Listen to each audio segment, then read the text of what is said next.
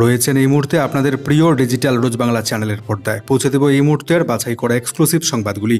বিস্তারিত সংবাদে যাবার আগে এক নজরে দেখে নিচ্ছি আজকের বিশেষ সংবাদের শিরোনামগুলি এক নজরে। থাইল্যান্ড কম্বোডিয়া সংঘর্ষে মৃত বেড়ে 15, উদ্বাস্তু লক্ষাধিক মানুষ, ট্র্যাভেল অ্যাডভাইসরি জারি করল ভারত সরকার। অপরদিকে মোদির বিদেশ সফরের জন্য খরচ 295 কোটি টাকা, হিসেব দিল কেন্দ্রীয় সরকার।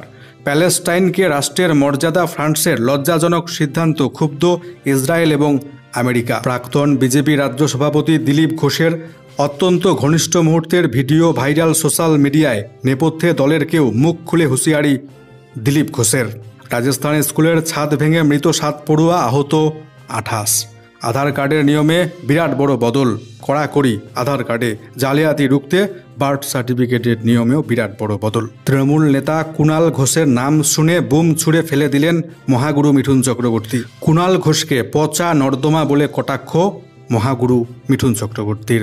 অগস্ট মাসে পশ্চিমবাংলায় শুরু হচ্ছে নিবিড় ভোটার লিস্ট সমীক্ষা। নাম যেতে পারে বাদ লক্ষ লক্ষ ভোটারের পশ্চিমবাংলায়। বিহারের পর এবার পালা পশ্চিমবঙ্গে। কোন 11টি নথি থাকতে হবে আপনাদের কাছে বিস্তারিত জানাবো। অপরদিকে রেশন কার্ডের নিয়মে বিরাট বড় বদল। 5 বছর অন্তর ইকেওয়াইসি বাধ্যতামূলক। টানা 6 মাস খাদ্য সামগ্রী না নিলে সেই রেশন কার্ড করে দেওয়া হবে এবার বাতিল। নিজের 13 বছরের মেয়েকে লাগাতার ধর্ষণ, গ্রেপ্তার তৃণমূল নেতা। কেমন থাকবে আবহাওয়া, কোন কোন জেলায় ভারী বৃষ্টিপাতের সতর্কবার্তা, আপনার জেলার আবহাওয়া কেমন থাকবে বিস্তারিত জানাবো। শেষ পর্যন্ত জুড়ে থাকুন। চ্যানেলটিতে নতুন এসে থাকলে সাবস্ক্রাইব করে পাশের বেল আইকনে ক্লিক করবেন। নিয়মিত সংবাদগুলি দেখবার জন্য লাইক করে শেয়ার করে সাপোর্ট বজায় রাখবেন। থাইল্যান্ড কম্বোডিয়া সংঘর্ষে মৃত্যু বেড়ে 15, উদ্বাস্তু লক্ষাধিক মানুষ, ট্র্যাভেল অ্যাডভাইসারি জারি করল ভারত সরকার। থাইল্যান্ড এবং কম্বোডিয়ার সংঘাতে উত্তপ্ত দক্ষিণ পূর্ব এশিয়া। শুক্রবার দ্বিতীয় দিনেও পুরোদমে চলেছে সংঘর্ষ। বাড়ছে নিহত এবং আহতের সংখ্যা। জানা যাচ্ছে শুক্রবার রাত পর্যন্ত 14 জন থাইল্যান্ড নাগরিক এবং কম্বোডিয়ার 1 জন নাগরিকের মৃত্যু হয়েছে। ইতিমধ্যে নিরাপদ আশ্রয়ের খোঁজে দুই দেশের সীমান্ত থেকে অন্তত 1,30,000 মানুষ ঘর ছেড়ে পালিয়েছেন। পরিস্থিতি মোকাবিলায় শুক্রবার নিউ ইয়র্কে তড়িঘড়ি বৈঠকে বসেছে রাষ্ট্রসংঘের নিরাপত্তা পরিষদ। উদ্বিগ্ন বর্তমান আসিয়ান প্রধান মালয়েশিয়া। উভয় দেশকেই যুদ্ধবন্দীদের মুক্তি দিয়ে মধ্যস্থতার পথে হাঁটার পরামর্শ দিয়েছে। দক্ষিণ পূর্ব এশিয়ার পরিস্থিতির ওপর নজর রাখছে ভারত সরকার। থাইল্যান্ড এবং কম্বোডিয়ার সীমান্ত সংলগ্ন 7টি প্রদেশে ভারতীয় পর্যটকদের না যাওয়ার পরামর্শ দিয়ে ট্র্যাভেল অ্যাডভাইজারি জারি করেছে ভারত সরকার। সূত্রের খবর, শুক্রবারও একাধিক এলাকায় মুখোমুখি সংঘর্ষ হয়েছে। সীমান্তবর্তী চং বক, ফু মাখুয়া, ফেনম ডন র্যাক এলাকায় সকাল থেকে গোলাগুলির শব্দ শোনা গিয়েছে। পরিস্থিতি মোকাবিলায় কম্বোডিয়া সংলগ্ন 8টি জেলায় মার্শাল আইন জারি করেছে থাইল্যান্ড সরকার। ভারতের প্রধানমন্ত্রী নরেন্দ্র মোদীর বিদেশ সফরের জন্য 4 বছরে খরচ 295 কোটি টাকা, হিসেব দিল কেন্দ্রীয় সরকার। প্রধানমন্ত্রী নরেন্দ্র মোদীর ঘন বিদেশ ভ্রমণ নিয়ে বিতর্কের অন্ত নেই। প্রায়শই এই নিয়ে বিরোধীরা তাকে খোঁচা দিয়ে থাকেন। তার মধ্যে গত 4 বছরে প্রধানমন্ত্রী নরেন্দ্র মোদীর বিদেশ সফরের জন্য কত টাকা খরচ হয়েছে তার হিসেব দিল কেন্দ্র। তৃণমূল কংগ্রেসের রাজ্যসভা সদস্য ডেরেক ওব্রায়েন প্রধানমন্ত্রীর বিদেশ সফরের খরচের বিষয়ে জানতে চেয়েছিলেন। তাতে বিদেশ মন্ত্রকের রাষ্ট্রমন্ত্রী কীর্তিবর্ধন সিং জানিয়েছেন 2021 থেকে 2024 সালের মধ্যে নরেন্দ্র মোদীর বিদেশ সফরের জন্য খরচ হয়েছে মোট 295 কোটি টাকা। এই সময়ের মধ্যে 38টি দেশে সফর করেছেন নরেন্দ্র মোদী। এছাড়া চলতি বছরে নরেন্দ্র মোদীর আমেরিকা এবং ফ্রান্স সফরের হিসেবও দিয়েছে কেন্দ্র সরকার। দেখা যাচ্ছে ওই 2 দেশ সহ মোট 5টি দেশে সফরের জন্য খরচ হয়েছে আরও 68 কোটি টাকারও বেশি। তবে এই সময়সীমার মধ্যে আরও কিছু দেশে নরেন্দ্র মোদীর সফরের খরচের হিসেব দেয়নি কেন্দ্র। ফলে সব মিলিয়ে খরচের পরিমাণ যে আরও বাড়বে তা বলাই বাহুল্য। কেন্দ্রের দেওয়া তথ্যে দেখা যাচ্ছে চলতি বছরে নরেন্দ্র মোদীর ফ্রান্স সফরের জন্য সবথেকে বেশি 25 কোটি টাকা খরচ হয়েছে। এরপরে রয়েছে 2023 সালের নরেন্দ্র মোদীর আমেরিকা সফর, সেবার খরচ হয়েছে 22 কোটি টাকা। মালদ্বীপ সফরে ভারতের প্রধানমন্ত্রী নরেন্দ্র মোদী। মালদ্বীপের প্রেসিডেন্ট পদে বসে ভারতের বিরুদ্ধে সুর চড়িয়েছিলেন চীনপন্থী মোহাম্মদ মুইজ্জু। শান দিয়েছিলেন ইন্ডিয়া আউট প্রচারে। তারপর আরব সাগর দিয়ে অনেক জল বয়ে গিয়েছে। এখন ভারতের মন জয় করতে মরিয়া হয়ে উঠেছে ওই দ্বীপ রাষ্ট্র। ব্রিটেন সফর শেষে 2 দিনের জন্য মালদ্বীপ পৌঁছে গেছেন প্রধানমন্ত্রী নরেন্দ্র মোদী। তাকে স্বাগত জানাতে ভেলেনা বিমানবন্দরে এসেছিলেন খোদ মুইজ্জু। ঐতিহাসিক রিপাবলিক স্কোয়ারে ভারতের প্রধানমন্ত্রীকে গার্ড অফ অনার দেয় মালদ্বীপ সরকার। এদিন 2 দেশের প্রতিনিধিরা আলোচনায় বসার আগে দ্বিপাক্ষিক বৈঠক করেন নরেন্দ্র মোদী এবং মুইজু। সেখানে দ্বীপ রাষ্ট্রটিকে 4,850 কোটি টাকা ঋণ দেওয়ার কথা ঘোষণা করেছে ভারত। এই অর্থে পরিকাঠামো এবং উন্নয়নমূলক একাধিক প্রকল্পে হাত দেবে মালদ্বীপ। এছাড়া ঋণ পরিশোধের ক্ষেত্রেও তাদের বেশ কিছু ছাড় দিয়েছে মোদী সরকার। এই দিনের বৈঠকে দ্বিপাক্ষিক বাণিজ্য নিয়ে ইতিবাচক আলোচনা হয়েছে। মুক্ত বাণিজ্য চুক্তির জন্য দুদেশ সরকারিভাবে আলোচনা শুরু করেছে। ভারত মালদ্বীপ দ্বিপাক্ষিক সম্পর্কের 60 বছর পূর্তি উপলক্ষে বিশেষ স্ট্যাম্পও প্রকাশ করা হয়েছে এদিন। প্যালেস্টাইনকে রাষ্ট্রের মর্যাদা দিল ফ্রান্স, লজ্জাজনক সিদ্ধান্ত, ক্ষুব্ধ ইসরায়েল এবং আমেরিকা। প্যালেস্টাইনকে এবার রাষ্ট্রের মর্যাদা দিতে চলেছে ফ্রান্স। বৃহস্পতিবার সে দেশের প্রেসিডেন্ট ইমানুয়েল ম্যাক্রো এক্স হ্যান্ডেলে জানিয়েছেন, গাজার যুদ্ধ অবিলম্বে বন্ধ করা দরকার, আম জনতাকে বাঁচানো দরকার। তাই আগামী সেপ্টেম্বর মাসে রাষ্ট্রসংঘের সাধারণ সভায় গাজাকে রাষ্ট্র হিসেবে স্বীকৃতি দেওয়ার ঘোষণা করবেন ম্যাক্রো। গত কয়েক মাসে ইসরায়েল যেভাবে গাজায় আক্রমণ চালিয়েছে তাতে চরম বিরক্ত ম্যাক্রো। সেই কারণেই এবার তিনি এই সিদ্ধান্ত নিয়েছেন। প্যালেস্টাইনকে পূর্ণ রাষ্ট্রের মর্যাদা দেবে এবার ফ্রান্স। ম্যাক্রোর কথা, সাধারণ মানুষের কাছে ত্রাণ পৌঁছে দেওয়ার অত্যন্ত প্রয়োজনীয়। তাই অবিলম্বে যুদ্ধ থামিয়ে পণবন্দীদের উদ্ধার করতে হবে, সেই সঙ্গে ত্রাণ পৌঁছে দিতে হবে গাজায়। ম্যাক্রো এদিন জানিয়েছেন, মধ্যপ্রাচ্যে শান্তি ফিরুক, এটাই চায় ফ্রান্সের জনতা। উল্লেখ্য, বৃহস্পতিবার গাজায় যুদ্ধবিরতির বৈঠক থামিয়ে দেয় আমেরিকা। তাদের মতে হামাসের তরফে সহযোগিতা মিলছে না। উল্লেখ্য, ম্যাক্রোর এহেন সিদ্ধান্তের নেপথ্যে নির্বাচনী রাজনীতি রয়েছে। পশ্চিম ইউরোপের দেশগুলির সবথেকে বেশি মুসলিম জনসংখ্যা রয়েছে ফ্রান্সে। ফলে গাজা সহ মধ্যপ্রাচ্যের একাধিক ইস্যুতে সেই দেশে প্রতিবাদে বিক্ষোভ কর্মসূচিও হয়ে থাকে। সম্ভবত সেই বিষয়টি মাথায় রেখেই প্যালেস্টাইনকে এবার রাষ্ট্রের স্বীকৃতি দিতে চাইছে ফ্রান্স। ইউরোপের বৃহত্তম দেশ হিসেবে প্যালেস্টাইনকে রাষ্ট্র হিসেবে ঘোষণা করতে চলেছে এবার ফ্রান্স। এই সিদ্ধান্ত প্রকাশ্যে আসার পরে ইসরায়েল এবং আমেরিকা তুলোধনা করেছে ফ্রান্সকে। মার্কিন বিদেশ সচিব ম্যাক্রো রুবিও জানিয়েছেন, হামাসের হয়ে কথা বলছে ফ্রান্স। তাদের পদক্ষেপ শান্তি স্থাপনের পক্ষে ক্ষতিকারক। ইসরায়েলের প্রধানমন্ত্রী বেঞ্জামিন নেতানিয়াহু জানিয়েছেন, এহেন পদক্ষেপ আসলে ইরানি ছায়া যুদ্ধের অস্ত্র। বিষয়টি অত্যন্ত লজ্জাজনক বলে দাবি করেছেন ইসরায়েলের বিদেশমন্ত্রী।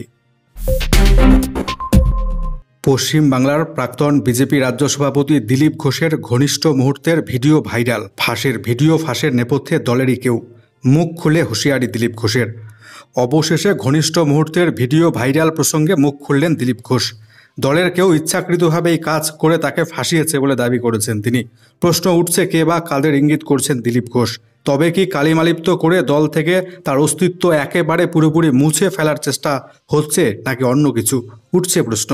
যদিও এ বিষয়ে প্রাক্তন বিজেপি রাজ্য সভাপতি কিছুই খোলসা করেননি। শুক্রবার দিলীপ ঘোষ বলেন, ভিডিওটি প্রসঙ্গে শুনেছি, দেখেছি। দলের একাংশ ষড়যন্ত্র করছে আমার বিরুদ্ধে। এরা এত নিচে নামতে পারে তার এটাই প্রমাণ। এটা ভাবমূর্তি নষ্টের অপচেষ্টা। এই ভিডিওটির সঙ্গে যে বা যারা যুক্ত তাদের বিরুদ্ধে আইনি পদক্ষেপ করার হুঁশিয়ারি দিয়েছেন দিলীপ ঘোষ। বলে রাখা ভালো, সোশ্যাল মিডিয়ায় সম্প্রতি দিলীপ ঘোষের কয়েকটি ছবি এবং ঘনিষ্ঠ মুহূর্তের ভিডিও ভাইরাল হয়েছে। তাতে বলা হচ্ছে সেই ব্যক্তি নাকি দিলীপ ঘোষ। যদিও দিলীপের ঘনিষ্ঠ মহল বলছে ওই ছবিগুলো ভিডিওগুলো ফেক। অনেকেই বলছেন গেরুয়া বসন পরা ভিডিওতে যেই পুরুষকে দেখা যাচ্ছে তিনি কোনো মতেই দিলীপ ঘোষ নন। প্রসঙ্গত আপনাদেরকে জানিয়ে রাখি, গত লোকসভা নির্বাচনের পর থেকে যেন বঙ্গ বিজেপির অভ্যন্তরীণ সমীকরণে বদল এসেছে। এক সময়ে অতি সক্রিয় নেতা দিলীপ ঘোষ এখন দলে যেন ব্রাত্য। যে দিলীপ ঘোষ বাংলায় পদ্মের বীজ বপন করেছেন সেই নেতাই এখন নাকি দলীয় কোনো অনুষ্ঠান কিংবা মিটিং মিছিলে ডাক পান না। তাই যেন বেশ অভিমানী দিলীপ ঘোষ। মুখে সরাসরি সেভাবে কিছু না বললেও দলের সঙ্গে দূরত্ব বজায় রেখেছেন তিনি। সম্প্রতি শোনা গিয়েছে দিল্লি থেকে নাকি ধমক খেয়েছেন দিলীপ ঘোষ। চাচা ছোলা নেতাকে সংবাদ মাধ্যমের কাছে মুখ খোলা নিয়ে নাকি সতর্ক করেছেন জেপি নাড্ডা। তারই মাঝে নয়া বিপর্যয়। দিলীপ ঘোষের মতো রাফ অ্যান্ড টাফ নেতার ঘনিষ্ঠ মুহূর্তের ভিডিও নিয়ে চলছে জোর শোরগোল রাজ্য জুড়ে। ষড়যন্ত্রকারী হিসেবে কাদের নাম সামনে আসে সেটাই এখন দেখার বিষয়। মর্মান্তিক দুর্ঘটনা। রাজস্থানে স্কুলের ছাদ ভেঙে মৃত 7 পড়ুয়া, আহত 30। দিন কয়েক ধরে লাগাতার ভারী বৃষ্টি, তার জেরে শুক্রবার ক্লাস চলাকালীন রাজস্থানের ঝালাওয়াড়ে ভেঙে পড়ল স্কুলের ছাদ। দুর্ঘটনায় মৃত্যু হয়েছে 7 জন পড়ুয়ার, আহত 28 জন। তাদের মধ্যে সংকটজনক অবস্থায় আইসিইউতে চিকিৎসাধীন 2 জন। জানা গিয়েছে এরা সকলেই 7ম শ্রেণীর পড়ুয়া। ঝালাওয়াড়ের পিপলোরি গভর্নমেন্ট স্কুলের ওই মর্মান্তিক ঘটনায় শোক প্রকাশ করেছেন প্রধানমন্ত্রী নরেন্দ্র মোদী। সমস্ত রকমের সাহায্যের আশ্বাস দিয়েছেন তিনি।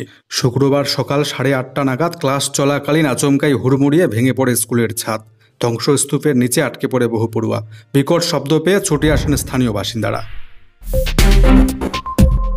তৃণমূল নেতা কুণাল ঘোষের নাম শুনেই বোম ছুঁড়ে ফেলে দিলেন ক্ষিপ্ত মিঠুন চক্রবর্তী। পাল্টা তৃণমূল নেতার।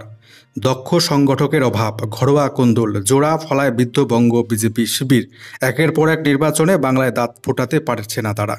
26-এর লক্ষ্যে দলীয় কর্মীদের চাঙ্গা করতে আসরে মিঠুন। দলীয় কর্মীদের সঙ্গে বৈঠকের মাঝে তৃণমূলের অন্যতম রাজ্য সম্পাদক, সাধারণ সম্পাদক কুণাল ঘোষের নাম শুনেই বেজায় মেজাজ হাঁটালেন মহাগুরু মিঠুন চক্রবর্তী।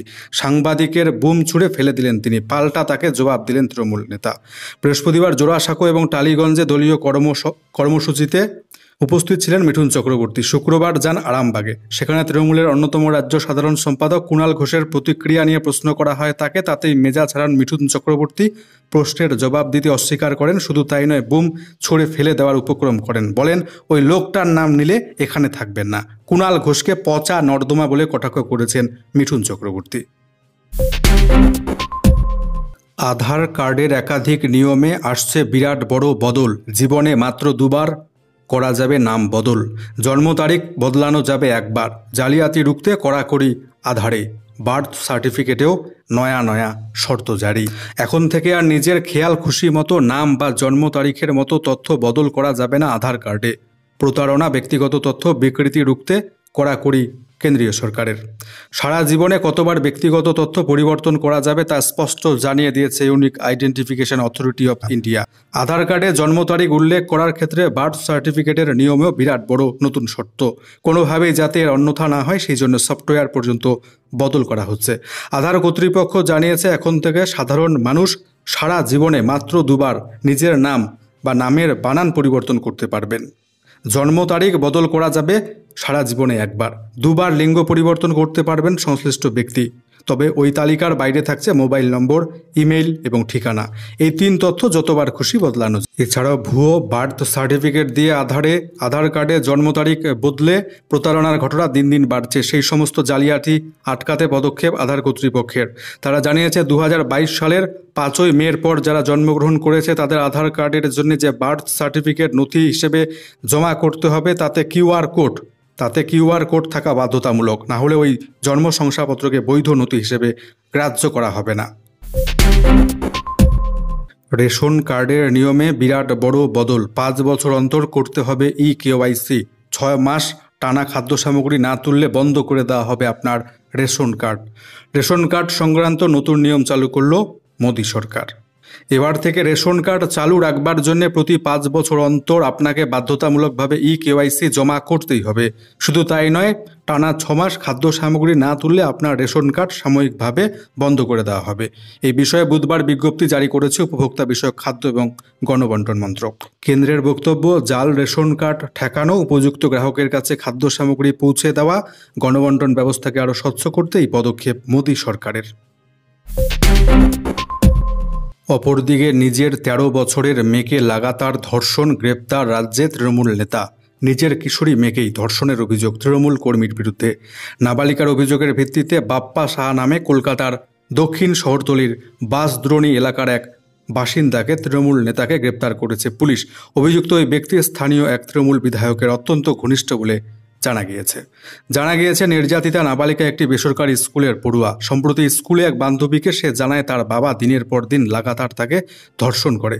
এমনকি মাকে জানালেও কোনো পদক্ষেপ করেননি তার মা। এই বান্ধবী ঘটনার কথা তার মাকে জানায়। এরপর বান্ধবীর মায়ের সঙ্গে থানায় গিয়ে বাবার বিরুদ্ধে ধর্ষণের অভিযোগ দায়ের করে নাবালিকা। অভিযোগ পেয়ে অভিযুক্তকে গ্রেপ্তার করেছে পুলিশ। নাবালিকার শারীরিক পরীক্ষা করানো হয়েছে।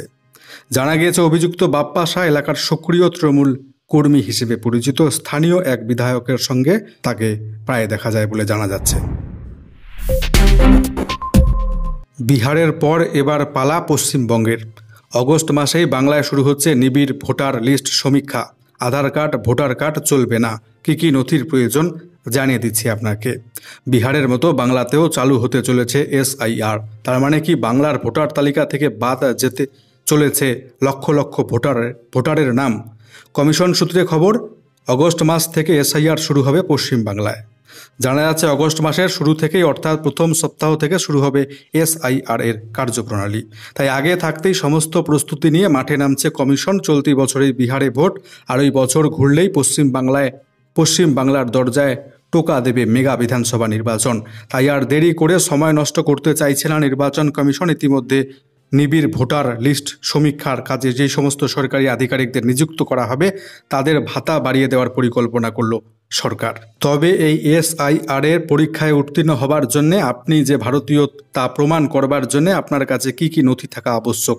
এই প্রক্রিয়ায় কমিশনকে আপনার 11টি নথি সঠিকভাবে দেখাতে হবে। নথিগুলি হলো আপনি কেন্দ্রীয় বা রাজ্য সরকারের কর্মচারী হলে বা অবসরপ্রাপ্ত কর্মী হলে তার পরিচয়পত্র।